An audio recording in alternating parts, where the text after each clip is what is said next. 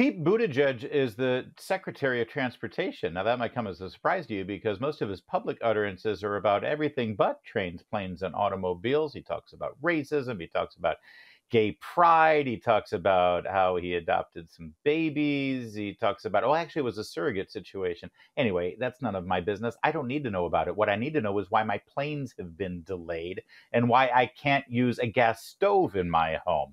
Well, Pete Buttigieg needs to answer for those issues because he is Secretary of Transportation. And our next guest is asking all the right questions. She's Caitlin Sutherland, Executive Director of Americans for Public Trust. And you've uncovered some interesting information about Pete Buttigieg and what might be motivating his move to make us all drive electric cars and cook on electric stoves. And it goes back to China. Right. So it seems like the Secretary of Transportation has been focusing on everything but transportation. And the latest records that we just received showed that he met with a China connected group working to ban gas stoves and electrify America. So again, this shows that his priorities are consistently out of touch with what Americans want him to focus on, which is reliable and safe transportation. Yeah, and this group, it's called RMI. What interest do they have in meeting with the Secretary of Transportation in the first place? Yeah, RMI or Rocky Mountain Institute has actually been slowly infiltrating the administration. We've previously found that they've met with Secretary of Energy, Jennifer Granholm, and now we come to find out that the CEO is also meeting with Pete Buttigieg. Now, why is that important? Well, he's previously said that every transportation decision is also a climate decision. And if you take a look at their priorities, they are completely out of touch. And what's the link to China with Rocky Mountain? Well, they are funded through a lot of CCP connected groups, and they also are working to implement what China would like. Also, they have extremist views when it comes to their energy policy. They want to ban fossil fuels. They would love it if everyone could get rid of their gas cars and just completely electrify freight. And this is one of those groups that says, we want zero carbon emission transportation in the United States, which is a pipe dream. That's impossible. And even if they did have such a pipe dream come to fruition in this country, not only would it cost trillions of dollars, but would it make any tangible difference in global climate temperatures? Well, again, let's also talk about as at the same time that Pete Buttigieg is meeting with this group that wants to ban fossil fuels, he is also jet setting around the country on a taxpayer funded jet. Oh, So I think we yes, also need to let's not forget that. Thank you. let's There's not forget zero carbon that. emissions for thee, but not for me. Exactly. So whether or not their lofty goals are even attainable, which they're not, it is the height of hypocrisy that Pete Buttigieg would even make the time to meet with a radical green energy group at the time that he's crisscrossing and jet setting America with a private jet that is spewing, so much, wasteful gas. Yeah.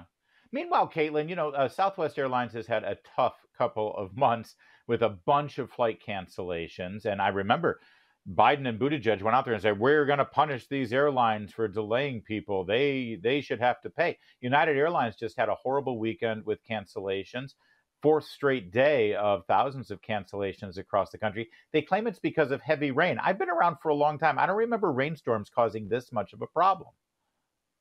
Yeah, I think that we have seen since Buttigieg has helmed the Department of Transportation that every sort of transportation has become so unreliable. We saw it last summer, again, when he was at the height of traveling on a private jet. We saw it during the holiday season, these airlines just in a complete meltdown. But again, what is Pete Buttigieg focusing on? Well, he's focusing on meeting with China connected groups that want to ban your gas stoves. So again, Yeah. instead of making sure that we have easy travel, particularly around the holiday seasons, he is doing anything but. Yeah, going into this holiday weekend for July 4th, and there's a deadline here. Airlines are supposed to upgrade a bunch of their systems to 5G. They haven't. Theoretically, they're going to have a lot of cancellations again. But the FAA, who's in charge of administering all of this and overseeing all of this and punishing airlines if they don't step up, that's under Pete Buttigieg's control, right? All of that. He acts like this is all happening and he's just a witness to it, and he's just as outraged as anybody else. And he'll put out a tweet, Caitlin, that says we're going to crack down on this. Well, what has he been doing? That's a great question. And I think everybody would like to know.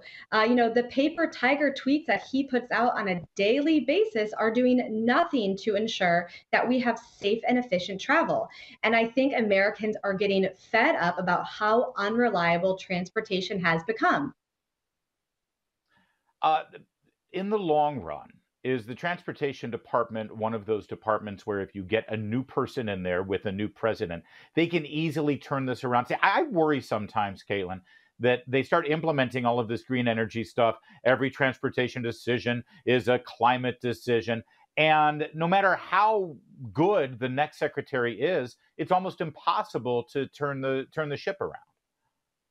You're absolutely right. When you have a bad and underperforming cabinet secretary like Pete Buttigieg, we really could see a problematic turnaround of these awful policies that we're seeing out of the Department of Transportation, like we are seeing out of his own FAA. But I think across the board in the Biden administration, we are seeing where the priorities are just so out of touch. Again, why are they focused on meeting with radical green energy groups instead of what he should be doing instead, which is fixing roads and bridges?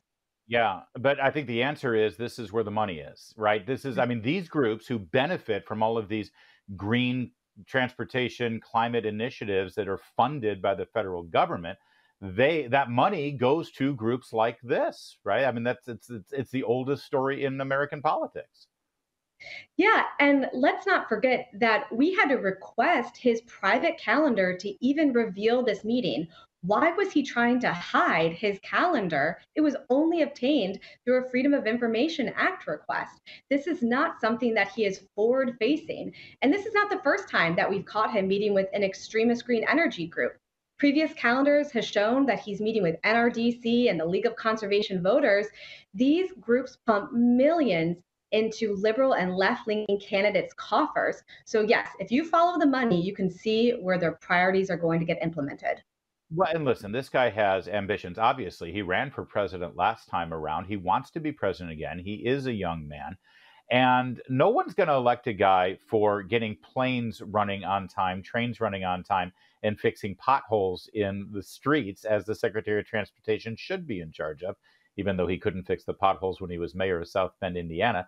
No, what's going to get you the nomination from the Democrats is if you're a leader in green energy and climate change. So they could have made him, the Secretary of Veterans Affairs, and his priority would be climate change. That's absolutely right. And you know what? He can't have it both ways. He can't be a forward facing cabinet secretary and at the same time shun away anytime individuals would like to criticize him. Anytime that folks have said, why are you focusing on saying that roads are racist? Instead of where you should be, he gets very upset and very defensive and has to defend his tenure as Secretary of Transportation. So which way is it? Are you going to be the green energy leader? Or are you going to be the calm and collected Secretary of Transportation? Caitlin, Sutherland of Americans for Public Trust, thanks for joining us. And when you all are delayed this weekend, when you're trying to get where you want to go for 4th of July, remember who's responsible. That'd be Mayor Pete. There's more to come on O'Connor tonight.